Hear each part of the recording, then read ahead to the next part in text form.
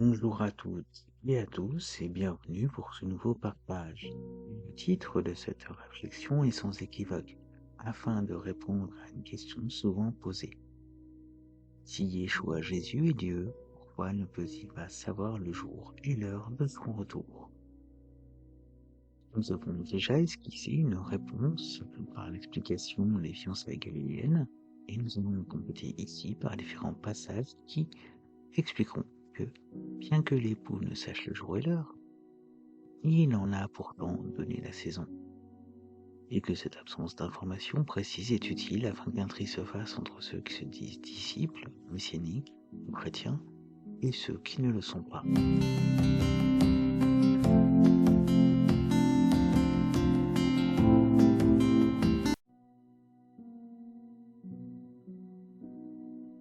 Matthieu, chapitre 25, verset 1 à 13, qui est la parabole des 10 vierges, se termine par cette remarque de Yeshua. Restez donc vigilants, vous ne savez ni le jour, ni l'heure où le Fils de l'homme viendra. Matthieu, chapitre 25, verset 13. Nous revenons ici à la saison des fiançailles et au fait que les invités se doivent, comme l'épouse, être prêts en tout temps, lors de la saison désignée pour le mariage. Car alors les fiançailles, une saison, a été fixée. Et c'est bien ce que nous déclare le premier verset de ce même chapitre. Alors, le royaume des cieux ressemblera à 10 jeunes filles qui ont pris leur lampe pour aller à la rencontre du marié. Matthieu, chapitre 25, verset 1. Comment se rendre à la rencontre de l'époux sans avoir été informé de la saison de son retour? Cela semble une chose impossible, à moins que l'information ait été donnée à quelques moments. Cette approche, les versets 7 et 8 du premier chapitre du livre des Actes nous apporteront un éclairage sur les propos de Yeshua. Il leur répondit, « Ce n'est pas à vous de connaître les temps ou les moments que le Père a fixés de sa propre autorité, mais vous recevrez une puissance lorsque le Saint-Esprit viendra sur vous, et vous serez mes témoins à Jérusalem, dans toute la Judée, dans la Samarie, et jusqu'aux extrémités de la terre. » Nous pouvons comprendre cela comme « Ne vous en inquiétez pas, ceux du temps concerné sauront, mais en attendant, le consolateur vous aidera dans l'attente. Bien, cela n'est pas de votre intérêt de le savoir, mais d'être fidèle au Père et d'avoir confiance en lui, parce qu'à travers mon sacrifice et ma résurrection, il vous a déjà donné le salut pour lequel je vous envoie en tant que témoin pour avertir le monde. » Les différentes paraboles sur le temps du retour que nous trouvons dans les évangiles en Matthieu 25 et Marc 13 parlent d'une séparation des serviteurs, fidèles et disciples. La parabole des 10 vierges, la parabole du mauvais serviteur, la parabole des 10 talents, le jugement des brebis et des boucs. Ce temps du retour est un temps de jugement entre la fidélité et l'hypocrisie, prétention de servir Dieu. Mais le Seigneur nous a avertis sur la manière de lui plaire en tant que disciples. Dieu est esprit et il faut que ceux qui l'adorent l'adorent en esprit et en vérité. Jean 4, 24. Un autre point à remarquer est que les chapitres qui figurent cette remarque de Yeshua sur le jour et l'heure sont à chaque fois reliés à des informations concernant le temps de ce retour. Mais le focus n'est jamais sur le retour en lui-même, mais sur l'état de préparation des disciples, leur travail, leur position, dans leur fidélité face à Dieu. Devons-nous donc comprendre ainsi qu'il ne nous est aucunement nécessaire de savoir le jour ni l'heure? Comment comprendre donc les informations données sur la saison? Répondons donc à la première question par un regard sur la parabole du mauvais serviteur. Marc 13, versets 34 à 37 nous dit ceci. Les choses se passeront comme lorsqu'un homme quitte sa maison pour un long voyage, et on laisse la responsabilité à ses serviteurs en confiant à chacun sa tâche. commande au portier de veiller.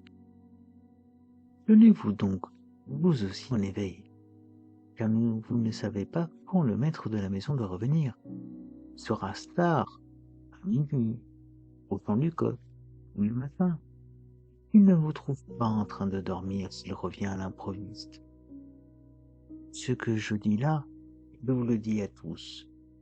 Tenez-vous en éveil. Une remarque qui contraste avec les 10 vierges endormies, même si le bas n'est jamais mis sur leur sommeil, mais bien le manque d'huile, leur insouciance, que je comparerais à de la naïveté sur la réalité de qui est l'époux. Car tout est basé sur la relation et la connaissance, comme il est dit, éloignez-vous de moi, vous ne me connaissez pas. Il est bien de prétendre, de dire, mais le fait de savoir, la relation personnelle en vérité, est ce qui importe au final. Dieu ne désire pas des soumis de nom, de religion ou de façade, mais de réels adorateurs qui l'aiment pour qui il est et le connaissent pour cela, au point de donner leur vie, leur énergie, afin de faire connaître la bonne nouvelle de la croix et de la résurrection qui donne le salut à tous les hommes, femmes et enfants, qui donnent leur vie à Machiar et s'attendent à lui chaque jour comme étant celui de son retour. Matthieu, chapitre 24, versets 45 à 51, nous rapporte ceci. Quel est le serviteur fidèle et censé à qui le maître a confié le soin de veiller sur l'ensemble de son personnel pour qu'il distribue à chacun sa nourriture au moment voulu? Heureux ce serviteur que le maître, à son retour, trouvera en train d'agir comme il le lui a demandé. Vraiment, je vous l'assure, son maître lui confiera l'administration de tout ce qu'il possède.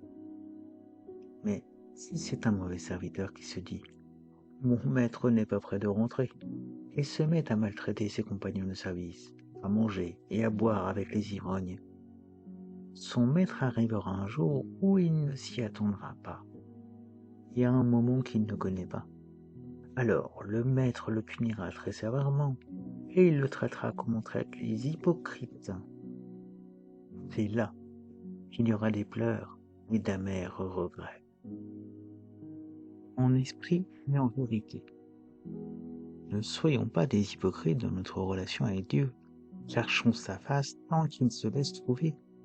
Cherchons auprès de ses serviteurs cette nourriture qu'il désire nous donner et ne laissons pas le temps de nous faire croire que nous pouvons nous reposer, mais tâchons d'avancer sur le chemin de la sanctification quotidiennement, malgré les chutes, en nous rappelant qu'il a aussi vécu ce que nous traversons en s'incarnant parmi nous. Ayons confiance qu'il saura nous pardonner les fautes commises par inadvertance, celles commises dans nos luttes et épreuves, dans notre fatigue, dans notre déception, quand nous oublions ce qu'il a dit de nous et la dimension de son amour. Mais sachons avant tout que rien en ce monde ne saurait nous séparer de l'amour de Machiar, Christ, en dehors de nous-mêmes, de notre rébellion, notre manque d'écoute, notre manque de véritable repentance. Luc, chapitre 21, versets 34 à 36. Prenez garde à vous-même pour que vos esprits ne s'alourdissent pas à force de trop bien manger, de trop boire, et de vous tracasser pour les choses de la vie, sinon ce grand jour vous surprendra d'un coup. Car il s'abattra comme un filet sur tous les habitants de la terre. Restez sur vos gardes et priez sans relâche que Dieu vous donne la force d'échapper à tout ce qui doit arriver et de vous présenter debout devant le Fils de l'homme. Une part nous incombe donc, mais souvent nous regardons mal. Nous posons des questions sur ce qui ne devrait pas nous intéresser, ne nous concerne pas, et nous perdons de vue le plus important.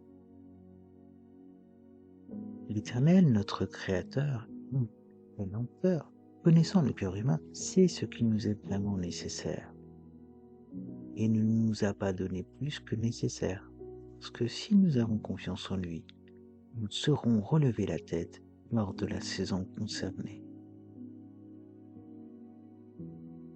Dieu désire que nous soyons sincères dans notre foi en lui, en son salut, car il veut nous épargner de la colère. Il est celui qui nous permettra d'y échapper, car il est fidèle en ses promesses et il revient bientôt parmi nous, avec la rétribution et la vengeance selon le camp dans lequel nous serons. Il est encore temps de nous préparer, de réfléchir, de prendre position pour s'énoncer dans les rues. Et pour l'Éternel, ils viennent vers moi, ayez foi. Comme il nous le dit en Jean, chapitre 6, verset 40.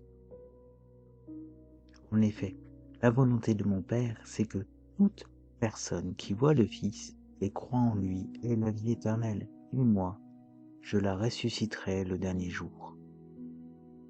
Le Père sait que si nous savions, si nous connaissions le jour, voire l'heure, certains auraient la fâcheuse tendance, moi le premier, à attendre la veille, voire 5 minutes avant l'heure fatidique, de nous mettre à les suivre. Comment pourrions-nous appeler ce type de croyants, disciples, soumis ou même serviteurs? Et, excusez-moi du mot, des hypocrites.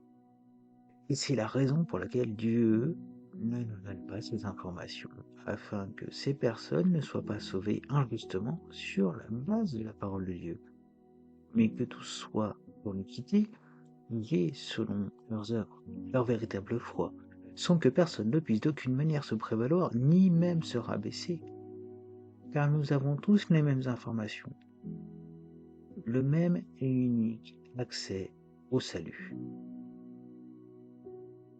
Certains râleront probablement sur le chemin d'accès, mais si Dieu est le créateur de la maison, n'a-t-il pas le droit d'en donner le dress code et les règles d'accès? N'est-ce pas notre part de chercher à connaître cela afin de lui plaire et de le respecter en parole mais aussi dans nos actes? N'est-ce pas à nous de faire ce petit effort afin de pouvoir rentrer dans la maison sans craindre de nous en faire sortir? Matthieu, chapitre 22, versets 10 à 14. Ses serviteurs s'en allèrent sur les routes. Ils rassemblèrent tous ceux qu'ils trouvèrent, mauvais et bons, et la salle des noces fut remplie d'invités.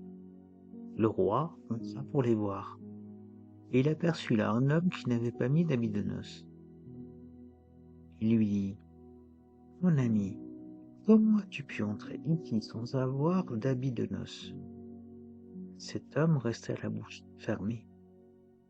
Alors le roi dit aux serviteurs, « Attachez-lui les pieds et les mains, emmenez-le et jetez-le dans les ténèbres extérieures où il y aura des pleurs et des grincements de dents. » En effet, beaucoup sont invités, mais peu sont choisis. La parabole du banquet royal parle de tous les temps concernant le salut, l'appel, mais aussi la réponse. Car nous aurions beau vouloir justifier nos voies, cela ne sera pas accepté et nous resterions la bouche fermée devant la sainteté de Dieu et notre grand péché. N'ajoutons donc pas à notre offense nos affronts et revêtons-nous de la tenue dont il a désiré nous revêtir. Car comme Adam et Ève furent revêtus, le souhait de Dieu est de nous couvrir de sa justice, afin de nous épargner de la colère à venir qui s'en vient.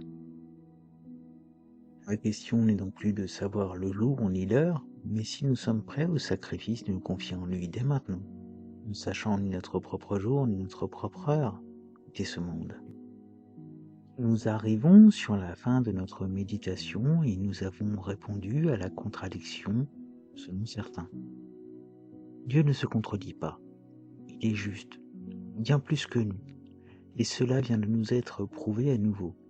Nous avons le choix de continuer d'écouter nos cœurs mauvais, ou bien de demander à notre Créateur qui s'est fait rédempteur de changer notre cœur de pierre en cœur de chair, et de le circoncire par sa grâce, son don gratuit.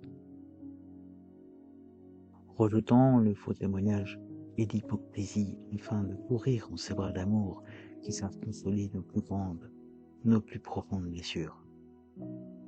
Regardons ensemble un dernier verset afin de nous encourager en ces temps où nos têtes peuvent se lever face au poids des temps. 1 Corinthiens, chapitre 6, versets 9 à 11. Ne savez-vous pas que les injustes n'hériteront pas du royaume de Dieu? Ne vous y trompez pas. Ni ceux qui vivent dans l'immoralité sexuelle, ni les idolâtres, ni les adultères, ni les travestis, ni les homosexuels, ni les voleurs, ni les hommes toujours désireux de posséder plus, ni les ivrognes, ni les calomniateurs, ni les exploiteurs n'hériteront du royaume de Dieu. Et c'est là ce que vous étiez, certains d'entre vous.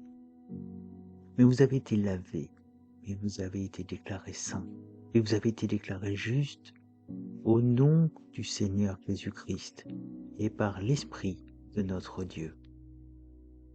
Je vous donne rendez-vous lors de la prochaine vidéo.